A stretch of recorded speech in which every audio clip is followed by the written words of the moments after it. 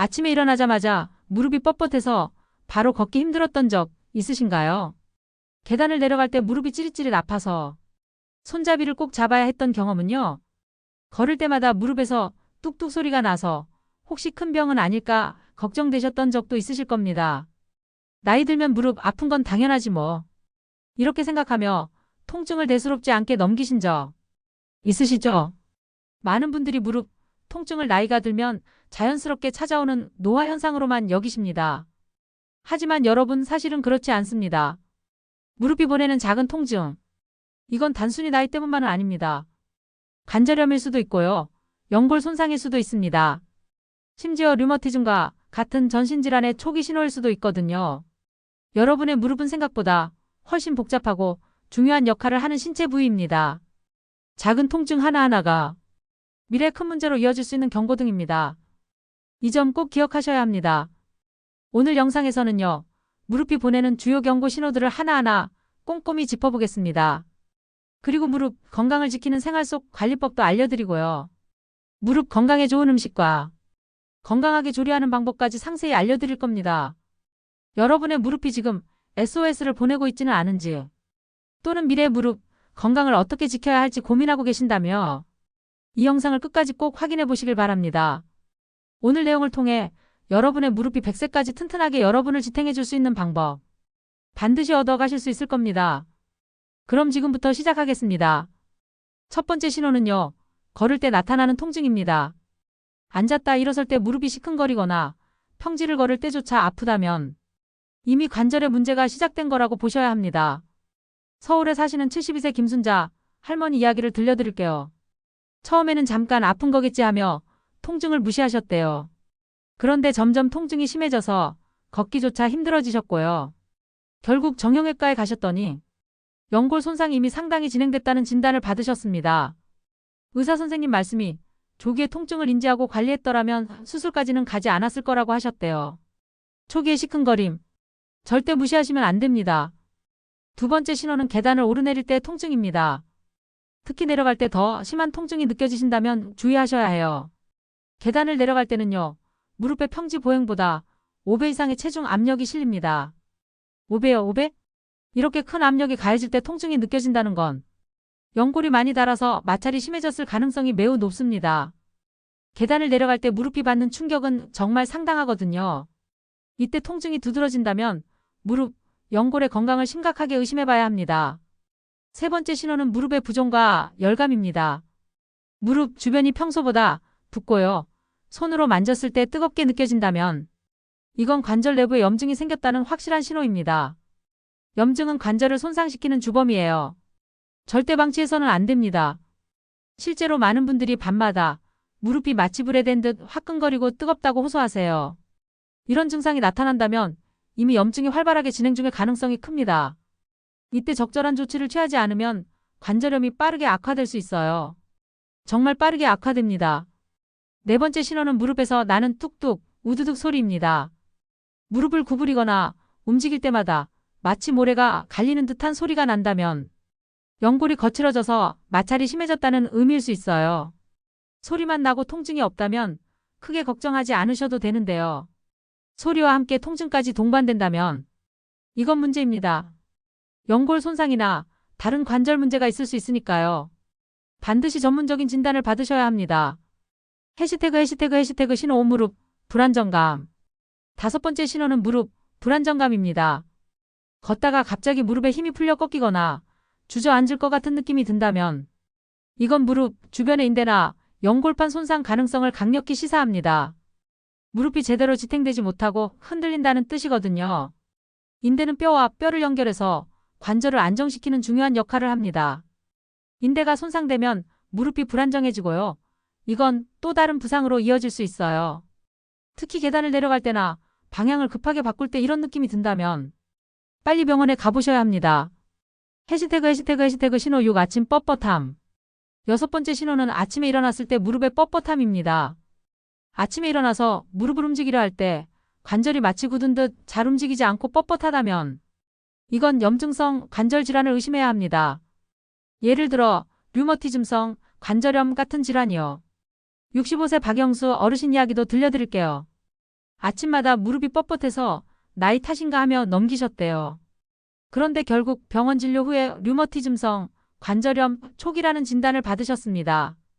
아침 뻣뻣함. 절대 무시하지 마세요. 특히 30분 이상 지속된다면 더욱 주의 깊게 살펴봐야 합니다. 30분 이상이면 정말 위험 신호예요. 7번째 신호는 다리 O자 또는 X자 변형입니다. 다리 모양이 O자나 X자로 변형되는 경우 이건 이미 관절 손상이 상당히 진행되어서 무릎에 가해지는 하중이 불균형해졌다는 의미입니다. 단순한 미용 문제가 아니에요. 무릎의 특정 부위에 더 큰 압력을 지속적으로 가해서 통증을 악화시키고 관절염을 빠르게 진행시키는 원인이 됩니다. 이런 변형은 결국 무릎, 관절 전체의 기능 저하로 이어질 수 있어요. 거울 앞에 서서 다리 모양을 한번 확인해 보세요. 무릎을 붙였을 때 발목이 붙지 않거나 반대로 발목을 붙였을 때 무릎이 붙지 않는다면 이미 변형이 시작된 거일 수 있습니다. 8번째 신호는 낮보다 밤에 심해지는 통증입니다. 잠자리에 들기 전이나 잠자는 동안 무릎이 욱신거리고 아프다면 이건 염증이 진행 중이거나 연골이 손상되어서 휴식 시에도 통증이 나타나는 심각한 신호일 수 있어요. 낮에는 활동하느라 통증을 덜 느끼다가 밤에 쉬면서 신경이 예민해지면서 염증 반응이 더 뚜렷하게 나타나는 거예요. 잠을 설칠 정도로 밤에 무릎이 아프다면 이건 정말 심각한 상태입니다. 바로 병원 가보셔야 해요. 자, 지금까지 무릎이 보내는 8가지 주요 경고 신호에 대해 알아봤습니다.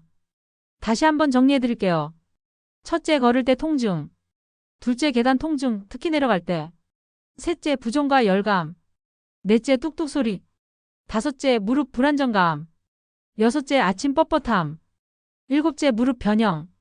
여덟째, 밤에 심해지는 통증. 이 중에 하나라도 해당된다면 절대 방치하지 마시고요. 전문의와 상담하는 게 정말 중요합니다. 초기에 발견하면 충분히 관리할 수 있지만 늦어지면 수술까지 가야 할 수도 있으니까요. 자, 그럼 이제 무릎 통증을 예방하고 건강한 무릎을 지킬 수 있는 구체적인 생활 습관에 대해 알아보겠습니다. 무릎 건강을 위한 첫 번째이자 가장 중요한 생활 습관은요, 체중 관리입니다. 이게 정말 중요해요. 우리 무릎은 서 있거나 걸을 때 체중의 3배에서 5배에 달하는 하중을 견뎌냅니다.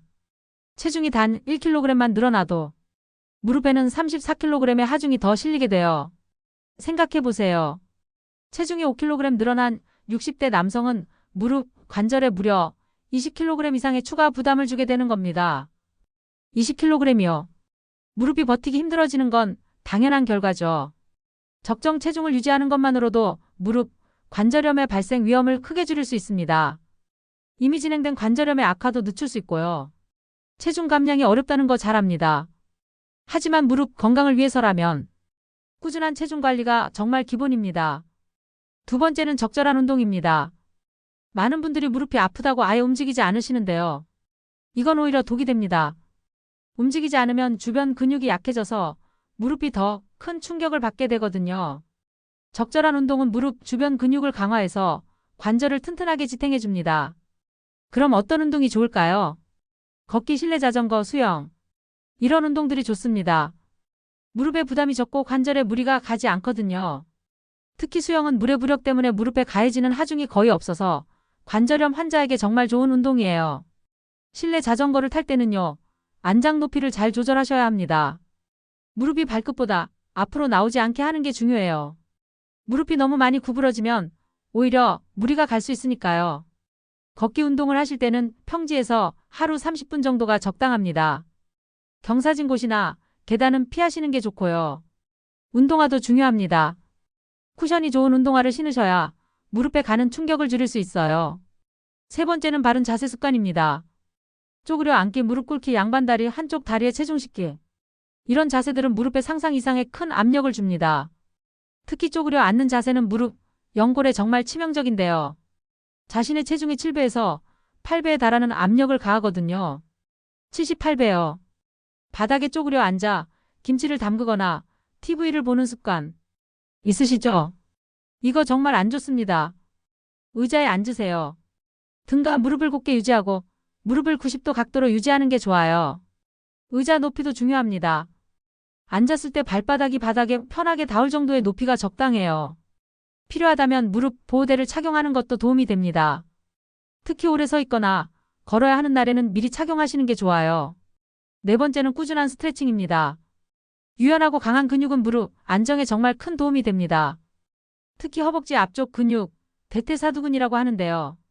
그리고 종아리 근육을 늘려주는 스트레칭은 무릎을 보호하는 데 필수적입니다.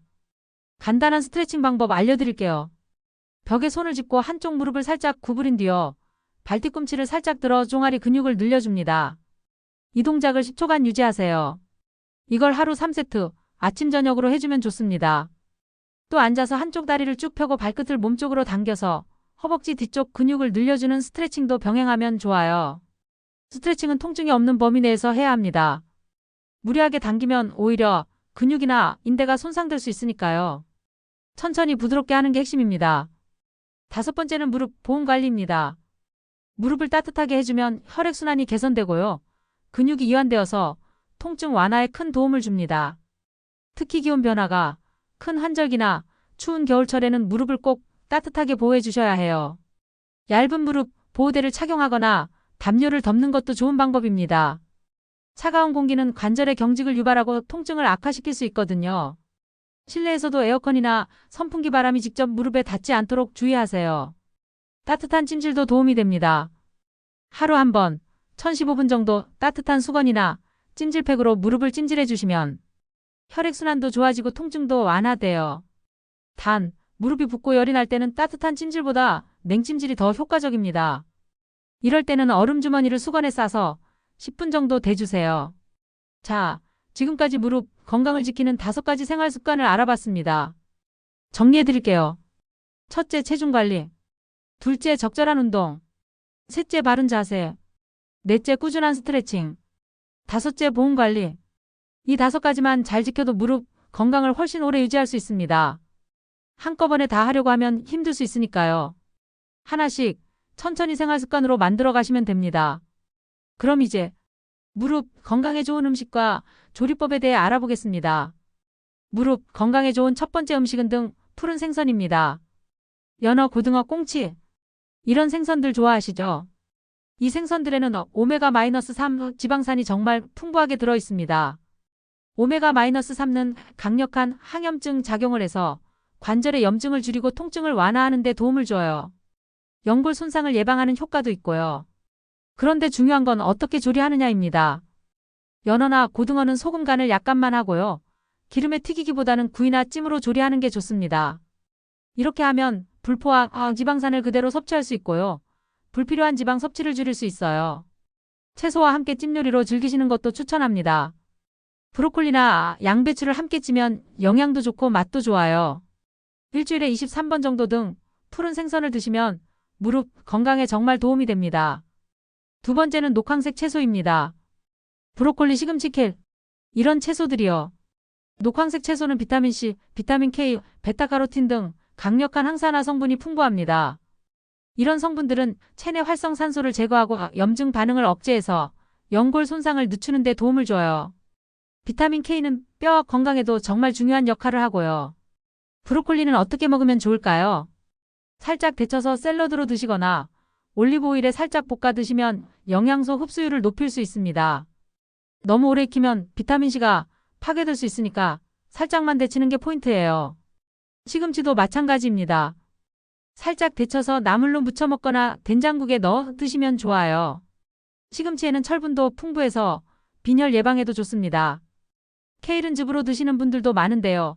생으로 갈아서 드시면 영양소를 그대로 섭취할 수 있어요. 다만 맛이 좀 쓸 수 있으니까 사과나 바나나를 함께 갈아 드시면 좋습니다. 세 번째는 콩류와 두부입니다. 콩류는 양질의 식물성 단백질 공급원이고요. 두부도 단백질이 정말 풍부합니다. 충분한 단백질 섭취는 무릎 주변의 근육을 강화하고 유지하는 데 필수적이에요. 근육이 튼튼해야 관절이 안정적으로 지탱될 수 있거든요. 두부는 정말 다양하게 요리할 수 있습니다. 두부와 시금치를 넣은 샐러드에 깨소금과 참기름을 곁들이면 맛도 좋고 영양도 균형 잡힌 훌륭한 한 끼 식사가 됩니다. 두부찌개도 좋고요. 두부구이도 좋아요. 두부구이를 할 때는 간장 양념에 찍어 드시면 맛있습니다. 콩은 어떻게 먹을까요? 콩밥으로 드시거나 콩자반으로 만들어 드시는 것도 좋은 방법입니다. 검은 콩은 특히 안토시아닌이 풍부해서 항산화 효과가 뛰어나요.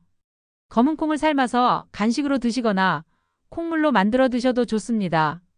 네 번째는 멸치와 뼈째 먹는 생선입니다. 이런 생선들은 칼슘과 비타민 D가 정말 풍부해요.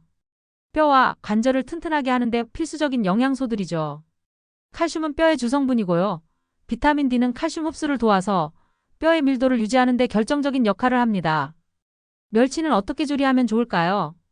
마른 팬에 살짝 볶아서 비린내를 없앤 뒤어 무와 다시마를 넣고 끓이면 깔끔하면서도 영양 가득한 국물이 완성됩니다. 멸치 국물은 칼슘도 풍부하고 감칠맛도 좋아서 찌개 국물로도 최고예요. 뼈째 먹는 생선은 장가시까지 함께 섭취하는 게 좋습니다. 그래야 칼슘 흡수율을 높일 수 있거든요.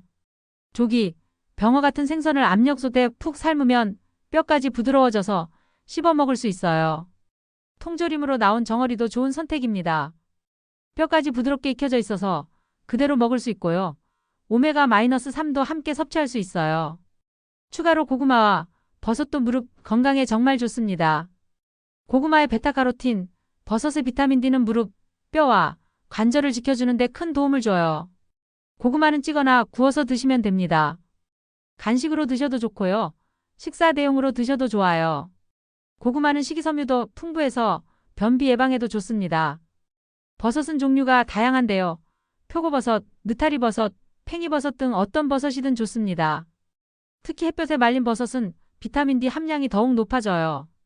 버섯을 요리하기 전에 30분 정도 햇볕에 말리면 비타민 D가 증가한답니다. 버섯은 볶음, 구이, 전골 등 다양하게 요리할 수 있어요. 들기름에 볶아 드시면 고소하고 맛있습니다. 자, 이제 이런 음식들을 어떻게 식단에 구성하면 좋을지 알려드릴게요. 아침에는 두부와 시금치를 넣은 된장국, 그리고 고구마 반 개 정도. 점심에는 등 푸른 생선 구이와 브로콜리 샐러드. 저녁에는 멸치 국물에 버섯을 넣은 찌개와 콩밥. 이렇게 하루 3끼를 구성하면 무릎 건강에 필요한 영양소를 골고루 섭취할 수 있습니다. 간식으로는 고구마나 검은 콩을 드시면 좋고요. 중요한 건 가공식품이나 인스턴트 식품은 피하는 겁니다.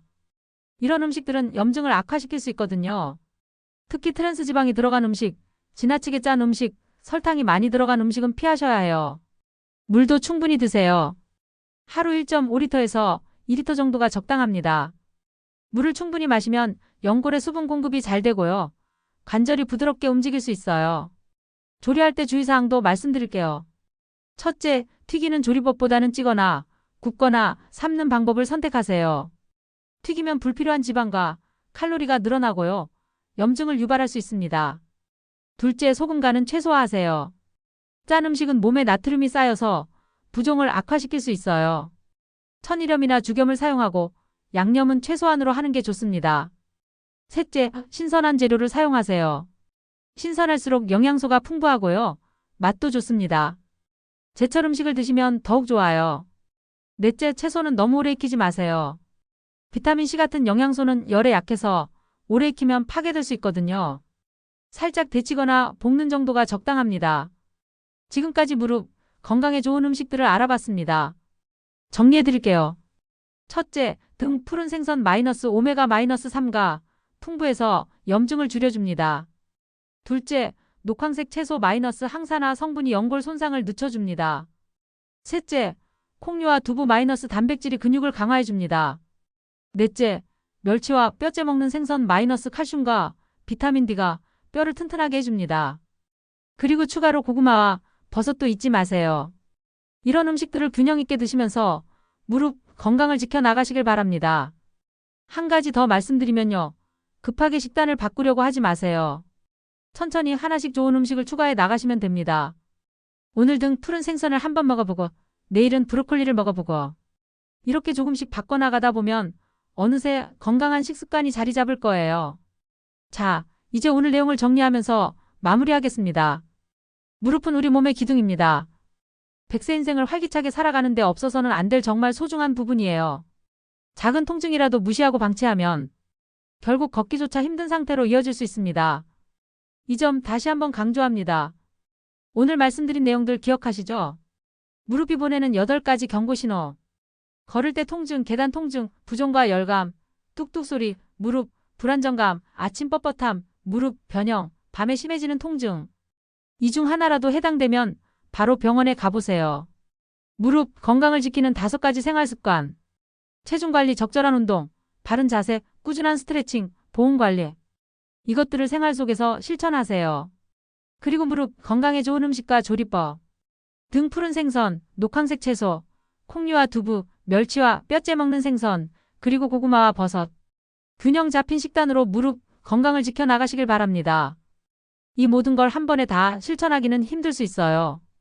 당연합니다. 그래서 제가 드리는 제안은요. 오늘부터 딱 3가지만 먼저 시작해보세요. 첫째, 하루 10분 꾸준한 스트레칭. 아침에 일어나자마자 10분, 저녁에 자기 전 10분. 이것만 해도 무릎이 훨씬 편해질 거예요. 둘째, 무릎을 따뜻하게 보호하기. 지금 당장 무릎 보호대를 하나 장만하세요. 외출할 때, 추운 곳에 갈 때 꼭 착용하시고요. 실내에서도 담요로 무릎을 덮어주세요. 셋째, 제철 음식 챙겨 먹으며 균형 잡힌 식단 유지하기. 오늘 저녁 식탁에 등 푸른 생선 한 토막 올려보세요. 내일 점심에는 브로콜리 한 송이 데쳐서 드셔보시고요. 이 3가지만 꾸준히 실천해도 여러분의 무릎은 훨씬 오랫동안 건강하게 여러분을 지탱해 줄 수 있을 겁니다. 진심으로 그렇게 믿습니다. 무릎 건강은 하루아침에 좋아지지 않습니다. 하지만 매일매일 조금씩 관리하면 분명히 좋아질 수 있어요. 포기하지 마세요. 지금 당장 시작하세요. 내일부터가 아니라 오늘부터요. 오늘 영상이 여러분의 무릎 건강에 조금이라도 도움이 되셨다면 구독 버튼 꾹 눌러주시고요. 좋아요도 눌러주세요. 그리고 주위의 가족, 친구분들에게도 꼭 공유해 주시길 바랍니다. 특히 무릎 통증으로 고생하시는 분들이 계시다면 이 영상이 큰 도움이 될 거예요. 소중한 무릎 건강을 함께 지켜나가는데 여러분의 작은 관심이 큰 힘이 됩니다. 댓글도 남겨주세요. 평소에 실천하시는 무릎 관리법이 있다면 공유해 주시고요. 궁금한 점이 있다면 질문도 남겨주세요. 제가 하나하나 읽어보고 답변 드리겠습니다. 여러분의 경험과 질문이 다른 분들에게도 큰 도움이 될 수 있으니까요. 함께 소통하면서 무릎 건강 지식을 나누면 좋겠습니다.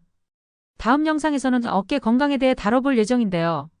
어깨 통증으로 고생하시는 분들도 많으시죠?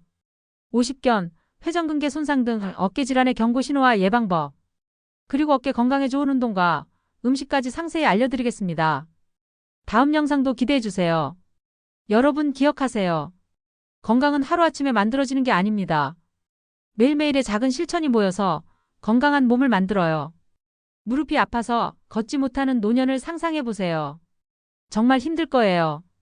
하지만 지금부터 관리하면 100세까지 튼튼한 무릎으로 어디든 걸어 다닐 수 있습니다. 여행도 가고 등산도 하고 손주들과 뛰어놀 수도 있어요. 그런 활기찬 노년을 위해 지금 투자하세요. 여러분의 무릎에 투자하는 시간은 절대 낭비가 아닙니다. 미래 여러분에게 주는 최고의 선물이에요. 여러분의 무릎은 100세 건강을 지켜주는 든든한 기둥입니다. 건강한 무릎으로 활기찬 100세 인생을 사시길 진심으로 응원합니다.